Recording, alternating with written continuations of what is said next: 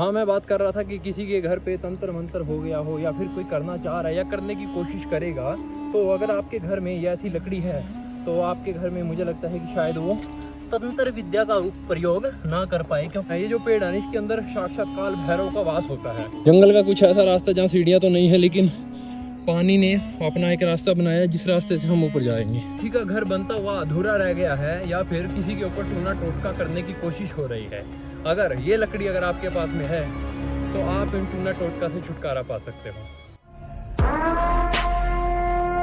राम राम दोस्तों, आज हम जंगल की सैर करने वाले हैं और इस जंगल में कुछ ऐसी चीजें ढूंढने वाले हैं जो कि आम जगहों पे नहीं मिलती। श्री सिद्धि शक्तिपीठ जयंती मंदिर। जंगल का कुछ ऐसा रास्ता जहाँ सीढ़ियाँ तो नहीं है, लेकिन पानी ने अपना एक रास्ता बनाया जिस रास्ते से हम ऊपर जाएंगे।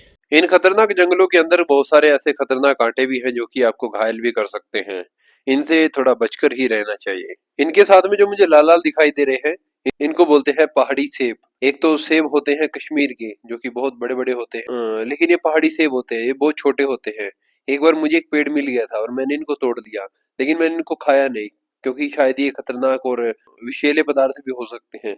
इसलिए मैंने वहां के लोकल लोगों से इसके बारे में पूछा। उन्होंने बताया कि ये पहाड़ी सेब है, तो मैंने इनको खाया। अगर आपको भी ये कहीं मिल जाए तो आप भी इनको आराम से खा सकते हो। ये कह रहा है कि मैं पहाड़ी हूँ और आपके लिए रास्ता बना देता हूँ। किसी का घर बनता हुआ अधूरा रह गया है या फिर किसी के ऊपर टूना टोटका करने की कोशिश हो रही है, अगर ये लकड़ी अगर आपके पास में है तो आप इन टूना टोटका से छुटकारा पा सकते हो।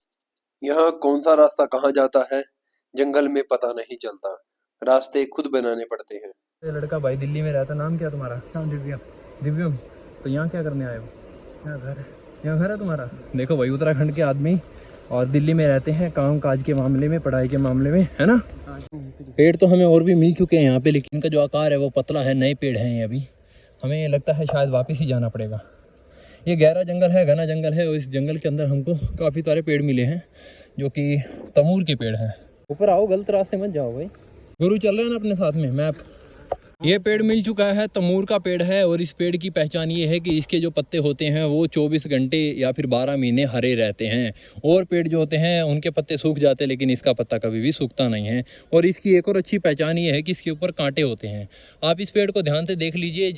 मुझे लगता है कि पहाड़ों के अलावा शायद कुछ दूसरी जगह पर ना मिले ये पेड़, लेकिन मैं अभी उत्तराखंड में, और उत्तराखंड में तो भारी मात्रा में इन पेड़ों की संख्या है। हाँ, मैं बात कर रहा था कि किसी के घर पे तंत्र मंत्र हो गया हो या फिर कोई करना चाह रहा है या करने की कोशिश करेगा, तो अगर आपके घर में ये ऐसी लकड़ी है तो आपके घर में मुझे लगता है कि शायद वो तंत्र विद्या का प्रयोग ना कर पाए, क्योंकि जो पेड़ है इसके अंदर साक्षात काल भैरव का वास होता है। और अगर आप इसको साइंस के रूप में जानना चाहेंगे, बहुत बड़ी औषधि का पेड़ भी है। इस पेड़ की खास बात यह है कि इस पेड़ को चाकू से और किसी भी तेजधार हथियार से नहीं काटना है, पता है तुमको? हाँ। ये अभी हमने एक पत्थर ले लिया है दोस्तों। कहा जाता है कि अगर इस तिमूर के पेड़ को अगर चाकू से या फिर किसी तेजधार हथियार से अगर काटा जाए तो इसकी शक्ति कम हो जाती है, मतलब पेड़ मर ही जाता है। अगर इसको पत्थर से प्राकृतिक रूप से अगर इसको तोड़ा जाए तो इसकी शक्ति बरकरार रहती है। अगर मैं बात करूँ इसके संपूर्ण क्रिया की, अगर इसको कैसे काटा जाता है, अमावस्या के दिन रात को 12 बजे पत्थर के साथ में जंगल के अंदर आकर पहले इसको काटा जाता है। और इससे भी पहले की जो प्रक्रिया है वो ये है कि इसको बिना कपड़े के काटा जाता है, मतलब कि हमारे शरीर पे एक भी कपड़ा नहीं होना चाहिए, हम बिना वस्त्र के होने चाहिए और हम नहाकर आने चाहिए। पहले हम नहाएंगे, बिना वस्त्र के आएंगे, इसके एक दीपक लगाएंगे, दीपक लगाने के बाद एक धूपबत्ती लगाएंगे और पूजा करेंगे, क्योंकि इस पेड़ के अंदर काल भैरव का वास होता है। वो कहते हैं कि ओम नमः शिवाय का जाप जो है 108 बार करना होता है। यहाँ पर बैठकर दीपक लगाना होता है, आज्ञा लेनी होती है काल भैरव भगवान से। उसके बाद पत्थर की पूजा करके और इसको फिर काटना होता है। और इसके बिना अगर आप इसको लेते हैं तो शायद शक्तियाँ कम होंगी। इसी प्रकार अगर हम बात करें कि अगर रात को मैं क्यों नहीं काट रहा हूँ इसको, तो रात को अमावस्या का टाइम भी नहीं, यहाँ पर अमावस्या का टाइम नहीं है अभी, और रात को आना यहाँ पे खतरे से खाली नहीं है। दीपक हम लगा सकते हैं, लेकिन एक बाबा ने कहा था कि अगर आप इसको सिंपल तरीके से भी, अगर आप दिन में भी इसको पत्थर के साथ में काटते हैं तो भी इसकी जो शक्ति है वो 80% तक रह सकती है। तो मुझे लगता है कि हमारा ये जो प्रोसीजर है ये कामयाब होगा। और वैसे तो एक वहाँ की लेडीज़ थी, उन्होंने चाकू से काट कर 2-3 लकड़ियाँ हमारे लिए ला कर रखी थी। मुझे पता नहीं था, जब एक बाबा या घोरी बाबा उन्होंने मुझे बताया।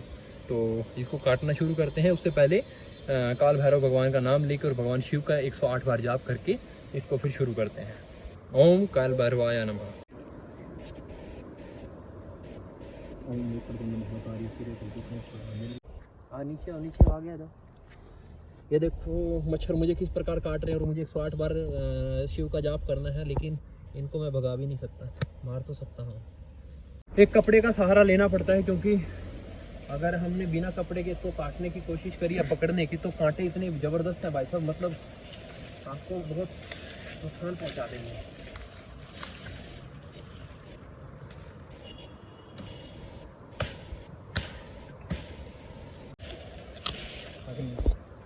ये तो जल्दी टूट गया, हमें लगा था कि बहुत टाइम लगेगा। चलिए, जय कैल, ओम श्री काल भैरवाय नमः। अब ये हमारा काम हो चुका है, इस पत्थर का धन्यवाद। अब हम चलते हैं आश्रम। हमारी मेहनत जो है पूरी हुई और हमने तमूर की लकड़ी ले ली है। दोस्तों, अब मैं इससे बहुत सारी बीमारियां ठीक कर सकता हूँ। ये एक बहुत बड़ी औषधि है। जैसे कि छोटे बच्चे होते हैं, छोटे बच्चों को बुखार जुकाम खांसी होती है, तो इसके जो कांटे होते हैं उनको पीस कर उनको खिला सकते हैं। अगर बड़े आदमी को बीमारी है तो इसके ज्यादा कांटों को पीस कर और गर्म पानी में उबाल कर आदमी को पिला सकते हैं। इससे भी बहुत सारी बीमारियां ठीक हो जाती हैं। और अगर किसी के घर में तंत्र मंत्र की प्रॉब्लम है तो वो भी इस लकड़ी को घर में रखने से ठीक हो जाते हैं। इस लकड़ी के यही फायदे थे। ऐसी ऐसी वीडियो देखने के लिए हमारे चैनल मिस्टर भाई भाई ब्लॉग्स को फॉलो करें। मैं सनातनी हर्ष हरियाणा से संपूर्ण भारत यात्रा बिना पैसे से 1000 दिन के लिए कर रहा हूँ, ताकि अपनी भारतीय संस्कृति को पुनः स्थापित कर सकूं और हमारे सब लोगों को अपनी भारतीय संस्कृति का एहसास और पता चल सके। मेरे साथ में मनीष पंडित जी हैं, जो कि सोमेश्वर महादेव में पूजा करते हैं। ये एक भारतीय परिवार से आते हैं और भारतीय परिवार हमेशा ही शंकर भगवान की सेवा में तत्पर खड़े रहते हैं। और यहाँ इनके परिवार की लगभग ड्यूटियां बदलती रहती हैं।